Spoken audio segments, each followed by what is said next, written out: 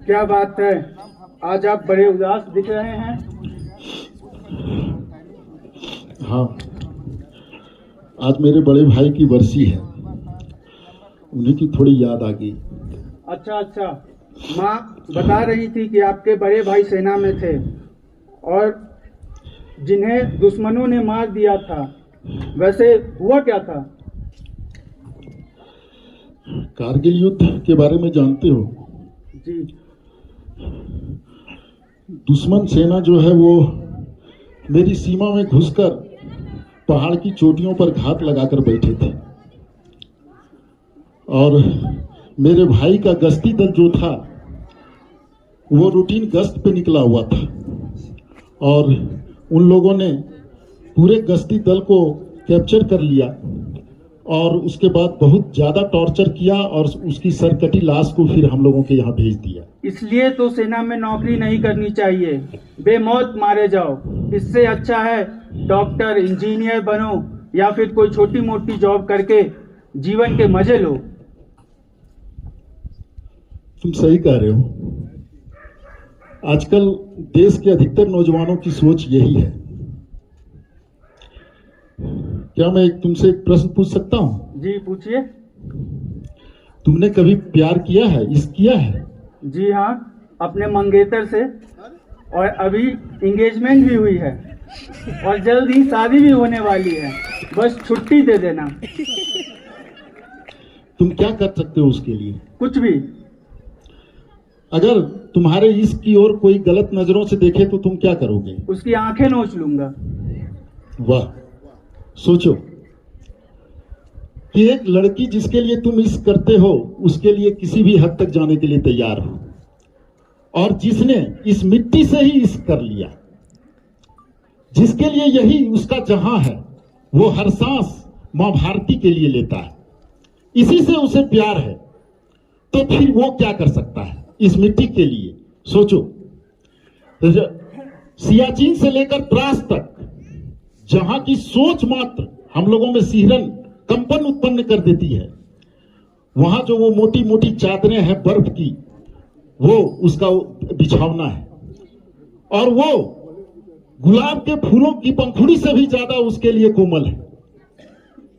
राजस्थान से लेकर गुजरात के रण तक, कच्छ क्षेत्र जो है, जहां की तपती रेगिस्तान हाड़ मांस को गलाने के लिए भी तत्पर रहती है, जहां जीव मात्र संघर्ष करते हैं अपने जीवन के लिए, वो जगह इस मां भारती के लिए स्वर्ग से भी सुंदर है उसके लिए। लेकिन ये तो बेवकूफी और पागलपन है। चंद पैसों के लिए कोई अपना जान इस तरह देता है क्या? हाँ, पागलपन है, सही कह रहे हो। ये पागलपन ही तो है। कारगिल युद्ध में जब हमारे दुश्मन, देखो उधर देखो, उस चोटी पर, कारगिल में इस ऐसी ही चोटी पर वो बैठा हुआ था और हमारे सैनिक नीचे थे। जानता था कि अगर मैं जाऊंगा तो गोलियों का शिकार हो जाऊंगा, मेरी मौत निश्चित है, और फिर भी एक दूसरे में होड़ थी कि नहीं, मैं पहले जाऊंगा, मेरी कुर्बानी पहले होगी। दुश्मन की गोलियां कम पड़ गई लेकिन हमारा सीना कम नहीं हुआ हमारे सैनिकों का। पागलपन, सही कह रहे हो, ये पागलपन ही तो है। और क्या हो सकता है? सोचो, पागलपन है। कश्मीर से लेकर मणिपुर तक जंगलों में हर पल वो मौत से आंख बिचौली खेलता है। अपना चश्मा निकालो, देखो, आंख से ये आंख, मौत से आंख मिलाकर वो बात करता है हर पल, और कहता है कि हिम्मत है तो आओ, हमसे लड़ो, हमारा सामना करो, और अगर तुम जीत भी गए तो फिर इसी मिट्टी पर जन्म लूंगा और फिर इसी मां भारती की सेवा में आऊंगा और तुमसे फिर मैं मुकाबला करूंगा। ये पागलपन ही तो है, और क्या है पागलपन? बेवकूफी, सही कहते हो, बेवकूफी ही है। ये होली और दिवाली जैसे त्योहार, वो वीर सैनिक सीमाओं पर मां भारती की रक्षा करते हैं और हम लोग अपने परिवार के साथ त्योहार मनाते हैं। और उनकी मां, उनकी बहन, उनकी पत्नी ये सोचती है कि मेरा बेटा, मेरा पति, मेरा भाई बस एक ही दुआ है कि वो ठीक रहे, ताकि इस बार नहीं तो अगली बार वो आकर हमारे साथ त्योहार मनाए। पागलपन, ठीक है, यही पागलपन है। अगर पागलपन नहीं होता तो तुम आज यहां खड़े नहीं हो पाते। आजादी तुम्हें तो पता नहीं, आजादी तुम्हें खैरात में मिली है, तुम्हें ऐसा ही लगता है। लेकिन आजाद होकर भी हमारा देश क्या तरक्की कर पाई है? चारों तरफ बेरोजगारी, भ्रष्टाचारी और गरीबी फैली हुई है, उसका क्या? तुमने क्या किया इसके लिए? तुमने क्या किया? तुम्हें क्या लगता है कि आजादी खैरात में मिल गई थी? आजादी सिर्फ प्राप्त करने से नहीं होती है, आजादी को संभालना भी पड़ता है, और ये सब हम लोगों का कर्तव्य है। आप ऐसे नहीं आजादी को प्राप्त करके संभाल नहीं पा रहे हो तो फिर आजादी का कोई मायने नहीं है। अब तुमने देखा ही कहा है, तुम तो आजाद भारत में जन्म लिए और शायद आजादी से तुम परिचित नहीं कि गुलामी की दास्तां कितनी मजबूत होती है, कितनी असहनीय होती है। अगर तुम वो देखते तब तुम्हें पता चलता। सरदार भगत सिंह मात्र 24 साल की उम्र में हंसते हंसते फांसी पे चढ़ गया। अच्छा, ऐसे भी क्रांतिकारी हुए हैं क्या हमारे देश में? जरा मुझे विस्तार से बताएं। देखना चाहते हो? जी। देखो, मैं तुम्हें दिखाता हूं उनके अंतिम क्षणों की कहानी।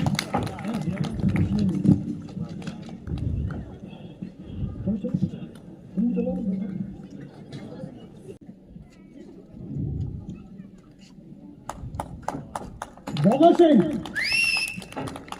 hey man, Bhagat Singh, what are you doing? आ गए जेलर साहब। भगत सिंह, तुमको और तुम्हारे साथियों को कोर्ट में फांसी की सजा सुनाया है। ये तो बड़ी अच्छी बात है। अच्छी बात है?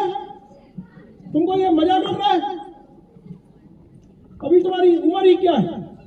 इस एज में तो लोग नए नए ड्रीम डिजाइन करता है और उनको पूरा करने का ट्राई करता है।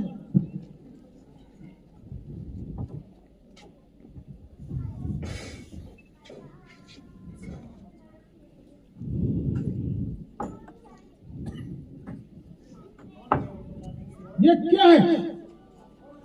ये मेरे देश की मिट्टी है। मिट्टी? इसको ड्रीम कहता है? ये कोई आम मिट्टी नहीं है, ये मिट्टी जलियांवाले बाग की मिट्टी है।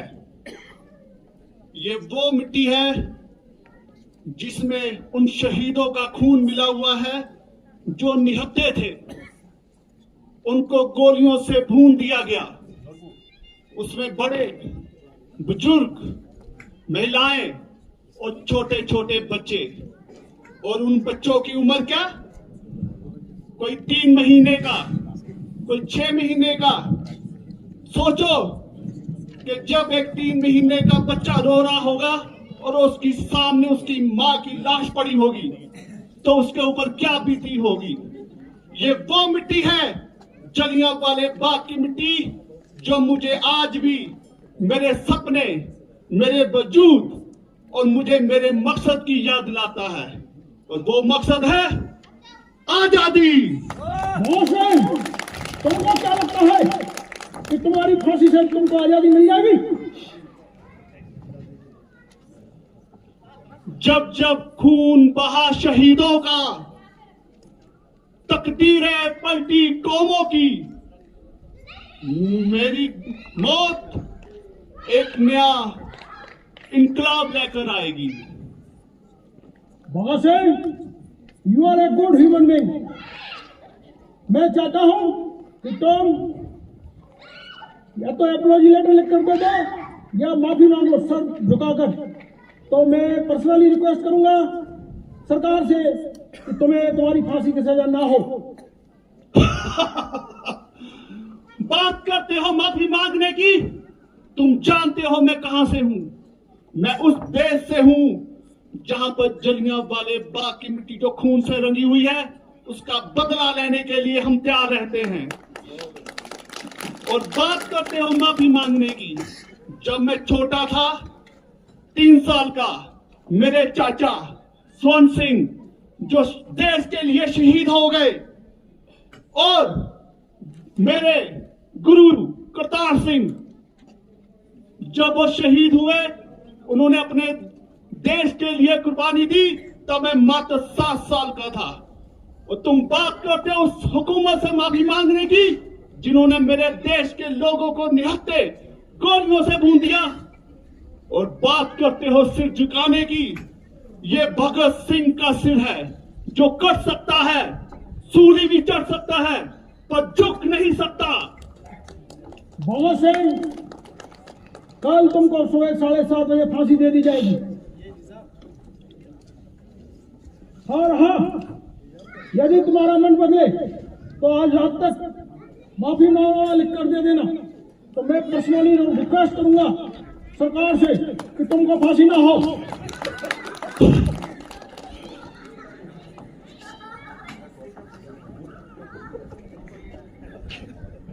भगत सिंह, तुम्हारी कोई लास्ट विश, अंतिम इच्छा?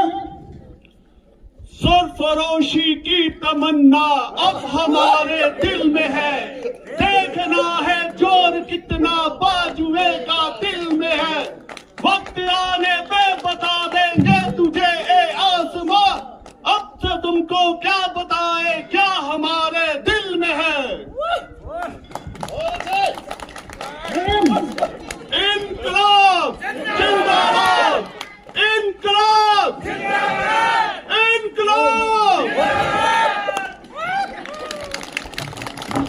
जिंदाबाद, इनकलाब जिंदाबाद, इनकलाब जिंदाबाद, इनकलाब जिंदाबाद।